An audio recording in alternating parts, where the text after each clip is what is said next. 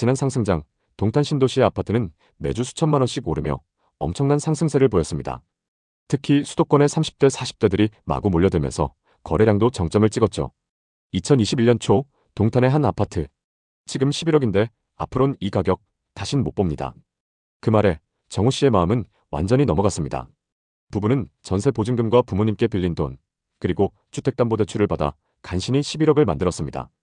대출은 받을 수 있는 최대 한도인 6억까지 받았죠. 부부는 확신에 찬 눈으로 서로를 바라보며 이렇게 말했습니다. 우리 지금 타이밍 좋게 잘 사는 거야. 동탄은 앞으로 계속 오를 거야. 계약한 지 2달 뒤 같은 평형이 11억 5천만 원에 팔렸습니다.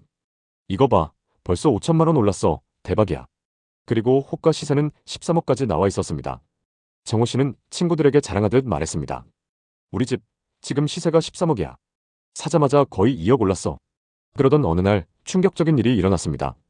난리 났어. 이게 무슨 일이야? 도대체 부부에게 무슨 일이 일어난 걸까요? 2021년 30대 중반 정호 씨네 부부는 결혼 이후 쭉 전세로 살고 있었습니다. 정호 씨는 대기업에서 팀장으로 일하며 높은 연봉을 받았고, 아내는 프리랜서 디자이너로 주기적인 프로젝트를 통해 대기업 부럽지 않게 돈을 벌었습니다. 부부 합산 소득이 높았지만 서울의 집값은 이미 넘사벽이었습니다. 강남에 있는 아파트는 평생 모아도 못 살 거야.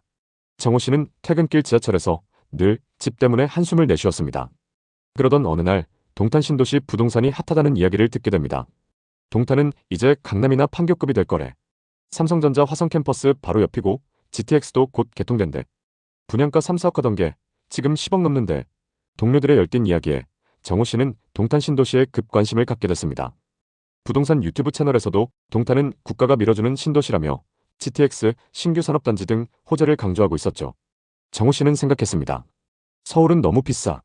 하지만 동탄이라면 우리도 충분히 살 수 있을 거야. 그날 밤 정호 씨는 아내 지연 씨와 진지한 대화를 나눴습니다.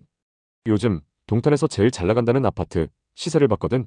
2019년에 6억대였는데 지금 시세가 10억이 넘더라. 근데 앞으로 계속 오를 거래. 지연 씨는 살짝 망설였습니다. 우리한테 너무 무리 아니야? 대출 갚으면서 아이까지 키울 수 있을까? 하지만 정호 씨는 확신에 차 있었습니다. 동탄은 미래가 보장된 곳이야. GTX도 뚫리고 기업들도 계속 들어오고 있어. 지금이 기회야. 결국 부부는 동탄 이신도시에 동탄역 인근 아파트를 보러 갔습니다. 중개사는 자신만만하게 말했습니다.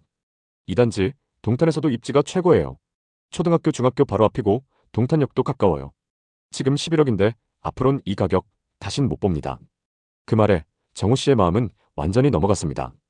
부부는 전세 보증금 3억 5천만 원을 빼고 대출 6억, 부모님께 빌린 돈, 그리고 모았던 돈 전부를 빼서 간신히 11억을 마련해 계약을 체결했습니다.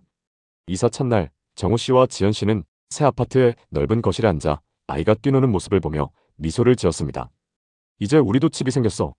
동탄에서 새 출발이야. 정호 씨는 속으로 생각했습니다. 이 집 곧 15억은 갈 거야. 잘한 투자야. 그 후 몇 달 동안 동탄 부동산 시장은 뜨겁게 달아올랐습니다. 계약한 지 2달 후 정호 씨가 계약한 같은 평형의 매물이 11억 5천만 원에 팔렸습니다. 벌써 5천만 원 올랐어. 정호 씨는 스마트폰 부동산 앱을 열심히 들여다보며 기뻐했습니다. 지연 씨도 점점 안도하며 당신 말대로 잘한 것 같아 라며 웃었습니다.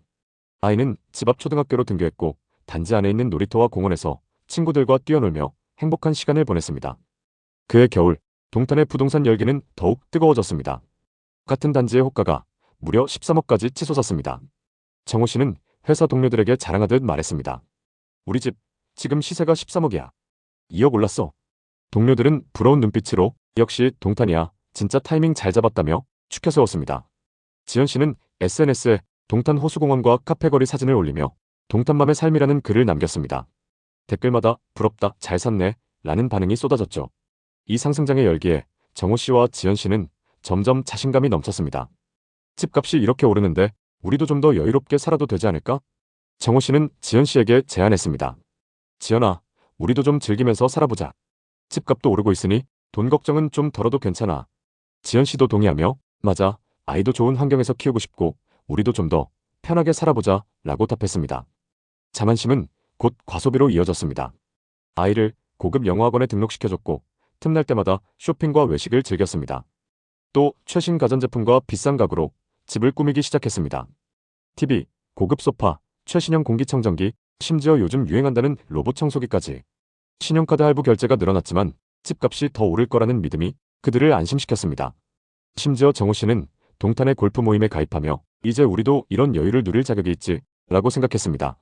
지연 씨는 동탄 맘카페에 가입해 이웃들과 정보를 공유했고 주말이면 가족과 함께 동탄 호수공원을 산책하며 행복을 만끽했습니다. 서울에서 전세 살던 때랑 비교하면 여기는 천국이야. 지연 씨는 정호 씨와 아이의 손을 꼭 잡으며 그렇게 말했습니다. 부동산 앱을 열 때마다 올라가는 호가를 보며 부부는 이 집이 우리 인생을 바꿀 거야 라고 확신했습니다. 그러나 2022년부터 부동산 시장에 미묘한 변화가 감지되기 시작했습니다.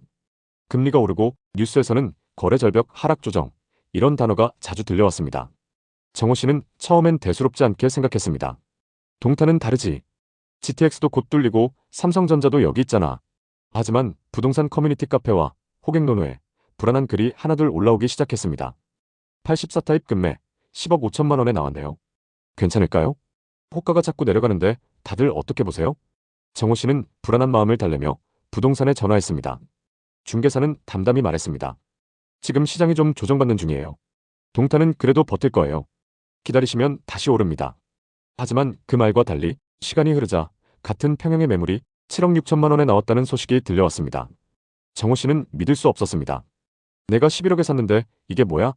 지연 씨도 불안해하기 시작했습니다. 우리 대출 이자 내기도 벅찬데 집값까지 떨어지면 어떡해? 2023년 초 상황은 더 심각해졌습니다. 정호 씨가 계약한 아파트에 같은 평형이 7억 2천만 원의 실제 거래가 등록된 것입니다. 3억 8천만 원이나 하락한 가격. 정호 씨는 부동산 앱을 몇 번이고 새로 고침하며 이건 금매일 거야. 정상 거래는 아니야 라고 스스로를 다독였습니다. 하지만 매물은 점점 늘어났고 호가 시세는 계속 내려갔습니다. 7억 그리고 6억 8천. 정호 씨의 가슴은 점점 무거워졌습니다. 집값 하락은 정호 씨와 지연 씨의 삶을 빠르게 흔들기 시작했습니다. 상승장 때의 자신감은 사라지고 과소비의 흔적이 그들을 괴롭혔습니다. 대출이자 220만 원을 포함해 월 고정 지출은 450만 원에 달했습니다. 정호 씨의 월급과 지연 씨의 프리랜서 수입으로는 감당하기 벅찬 금액이었습니다. 정호 씨는 야근을 늘렸지만 회사에서도 업계 경기가 안 좋다는 소문이 돌며 성과급이 줄어들었습니다. 지연 씨는 프리랜서 프로젝트를 더 받으려 했지만 경쟁이 심해지면서 일이 뜸해졌습니다.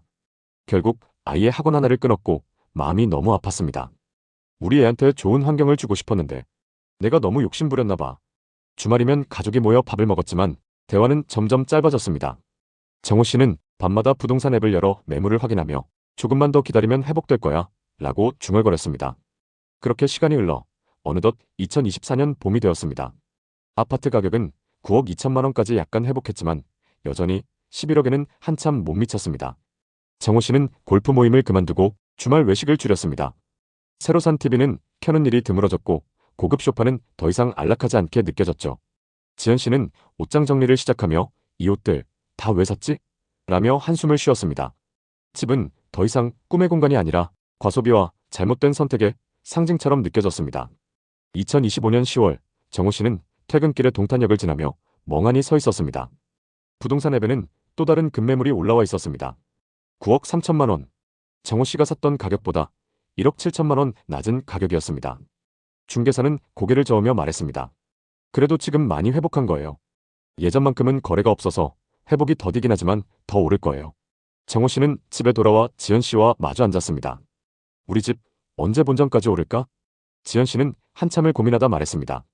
우리 이 집에 너무 많은 걸 걸었어. 아이를 위해서라도 이제 현실을 받아들여야 할 것 같아. 부부는 식탁에 앉아 생활비를 줄일 계획을 다시 짜기 시작했습니다. 지출을 줄이고 대출 상환 계획을 수정하며 버텨보기로 했습니다.